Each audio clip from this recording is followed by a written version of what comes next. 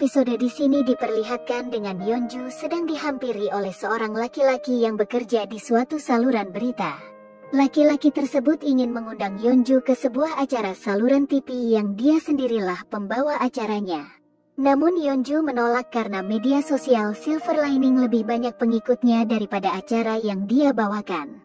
Dengan sedikit emosi laki-laki tersebut lantas menjawab jika Yeonju adalah orang yang seperti mencari banyak musuh. Tapi Yeonju berkata jika dia berbicara sesuai fakta yang terjadi sekarang. Unlock My Boss episode 2 pun dimulai. Di awal episode 2 Insung masih bingung bagaimana jiwa dari Yeonju bisa masuk ke dalam HP dirinya sendiri. Yeonju juga masih belum tahu kenapa semua itu terjadi dan bagaimana caranya jiwanya bisa masuk ke dalam HP-nya sendiri. Insung juga bertanya kembali bagaimana Yeonju bisa berbicara dan melihatnya saat ini jika jiwanya terkurung dalam HP tersebut. Yeonju menjawab jika dia bisa melihat Insung lewat kamera dalam HP-nya. Sedangkan Yeonju bisa berbicara terhadap Insung lewat pengeras suara yang ada dalam HP tersebut. Insung langsung merasa kagum dan terpukau dengan kecanggihan HP yang ada di depannya. Tidak lama dari itu Insung merasa aneh kenapa dalam internet tidak ada yang memberitakan tentang yang terjadi terhadap Yeonju padahal Yeonju ini adalah orang yang sangat terkenal di kalangan dunia teknologi. Yeonju berkata jika kecelakaan yang terjadi terhadapnya malam itu bisa saja telah ditutupi oleh seseorang agar kejadian yang menimpanya tidak dipublikasikan atau ditutupi. Karena Insung banyak bertanya, Yeonju berkata pada Insung jangan banyak bertanya terhadapnya jika ingin uang 1 miliar. Di malam harinya di sini Yeonju bertanya pada Insung apakah dia sudah memutuskan tentang tawarannya kemarin. Di mana jika Insung membantunya memecahkan masalah yang terjadi terhadap dirinya maka Yeonju akan memberikan uang 1 miliar won dan juga Insung akan menjadi CEO di perusahaan Silver Lining. Walau awalnya Insung ragu-ragu, akhirnya dia menyetujui kontrak tersebut dengan Yeonju dikarenakan dia butuh uang dan sangat ingin bekerja. Setelah Insung menyetujui kontrak tersebut datang orang tuanya yang mengajaknya untuk makan. Di situ juga Insung berkata pada orang tuanya jika dia sekarang bukan laki-laki pengangguran lagi dikarenakan dia telah diterima di perusahaan besar yang bernama Silver Lining. Mendengar semua itu orang tua Insung sangatlah senang karena akhirnya anaknya bisa bekerja setelah 10 tahun menganggur. Orang tuanya makin bahagia di saat Insung juga mentransfer uang 50 juta won terhadap orang tuanya. Keesokan harinya Insung langsung pergi ke kantor Silver Lining walau dengan sedikit ragu-ragu dan tidak percaya jika dia sebentar lagi akan menjadi CEO di perusahaan besar. Namun sebelum Insung ke kantornya Yeonju di sini menyuruh Insung membeli pakaian untuk pekerjaannya menjadi CEO dan Insung juga bebas sesuka hatinya membeli pakaian apapun dan semua itu akan dibayar oleh Yeonju. 선글라스는 도어 사이즈로 됐지.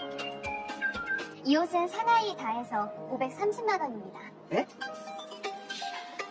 잘 어울려요. Setelah belanja Insung pergi ke apartemen yang ditunjukkan oleh Yeonju. Di dalam apartemen tersebut Insung bertanya terhadap Yeonju apakah dia bisa merasa lapar atau mengantuk saat di dalam HP tersebut.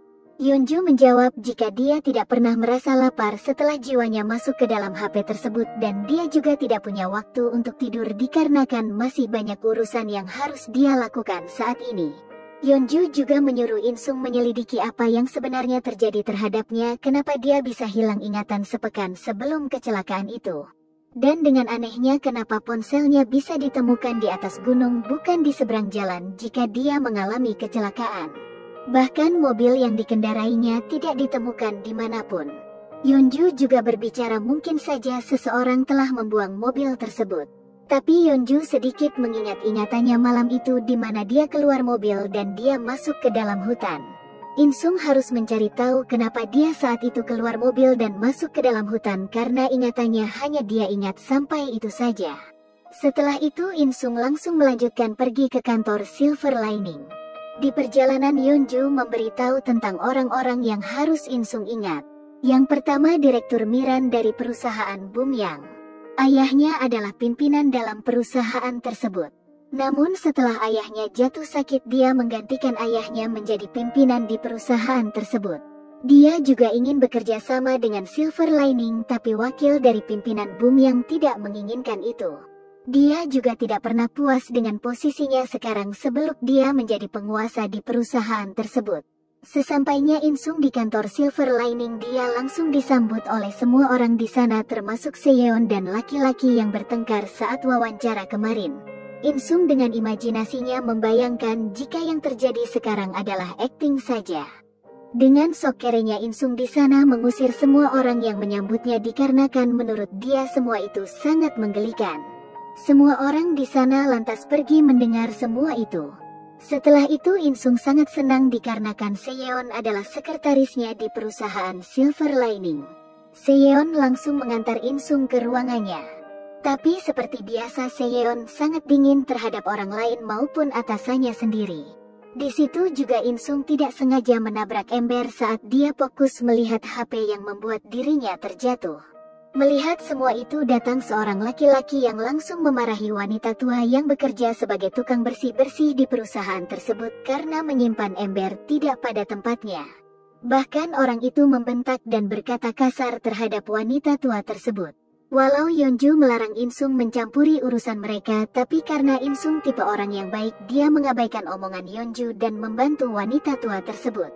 Insung balik memarahi dan membentak laki-laki tersebut dikarenakan tidak kuat lagi dengan kelakuan kasarnya terhadap wanita tua tadi. Di saat laki-laki tersebut ingin memarahi balik Insung, datang Seonju yang memberitahu jika Insung adalah CEO baru di perusahaan Silver Lining. Laki-laki itu pun hanya bisa terdiam dikarenakan dia sekarang berurusan dengan seorang CEO. Wanita tua itu juga berterima kasih terhadap bantuan yang diberikan Insung. Pindah ke wakil pimpinan Bumyang yang mendatangi Direktur Miran yang langsung marah terhadapnya dikarenakan tidak setuju jika Insung menjadi CEO baru. Tapi karena Miran sekarang adalah pemegang saham perusahaan di sana, wakil pimpinan BEM yang tidak bisa berkutik ketika Miran mengancamnya. Pindah kembali ke Insung yang sedang didatangi oleh Seyeon. Di mana Seyeon di sini memberikan daftar calon sekretaris baru dari Direktur Pelaksana Junior Kwak untuk menggantikannya. Mendengar semua itu Insung langsung mendatangi Direktur Kwak dan langsung memarahinya karena dia melakukan pemecatan dan pergantian sekretarisnya tanpa sepersetujuan darinya. Insung juga berkata karena dia sekarang telah menjadi CEO baru di perusahaan Silver Lining, apapun posisinya tidak boleh ada yang ditusuk dari belakang ataupun dihianati. Insung juga ingin Seyeon menjadi sekretarisnya bukan orang lain. Pindah ke Seyeon yang didatangi laki-laki penagih hutang. Seyeon lantas membayarnya dan menyuruhnya tidak lagi mendatangi dirinya ke depannya. Namun dengan liciknya laki-laki tersebut berkata jika hutang dari Seyeon belum lunas dikarenakan bunganya belum dibayar. Terlihat jelas Seyeon menahan emosi terhadap laki-laki tersebut setelah dia mendengar semua itu. Namun dia tidak bisa berbuat apa-apa saat itu terhadap laki-laki tersebut.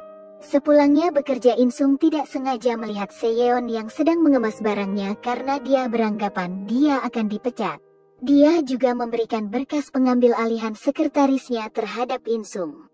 Tapi Insung malah menyuruh Seyeon membuang berkas tersebut karena Seyeon akan menjadi sekretarisnya untuk kedepannya bukan orang lain. Seyeon hanya terbengong mendengar semua yang dikatakan oleh Insung. 벌써 6시하고도 5분이나 지났는데 장비싸. Setelah menemui Seyeon, dia pergi ke rumah dari Yeonju karena dia disuruh oleh Yeonju menemui anaknya. Tidak lama dari itu datang anak dari Yeonju yang baru pulang diantar pembantunya. Namun setelah anaknya masuk ke dalam rumah, tiba-tiba pembantu dari Yeonju pergi ke suatu tempat dengan terburu-buru. Karena merasa curiga, Yeonju langsung menyuruh Insung mengikutinya. Sesampainya di tujuannya ternyata dia bertemu dengan Seyeon. Entah apa yang dibicarakan mereka berdua, namun Yeonju langsung menyuruh mengambil berkas yang ada di rumahnya setelah melihat pembantunya menemui Seyeon. Insung lantas bergegas ke rumah Yeonju mengambil berkas tersebut dengan menyelinap. Tapi sayangnya berkas tersebut ternyata telah diambil oleh seseorang. Entah siapa yang mengambil berkas tersebut. Tidak lama dari itu tiba-tiba ponsel dari Yeonju berdering dan ada orang yang mengirim pesan untuk mengembalikan ponselnya yang hilang. Lantas siapa yang berbicara dengannya di HP tersebut? Episode 2 pun berakhir.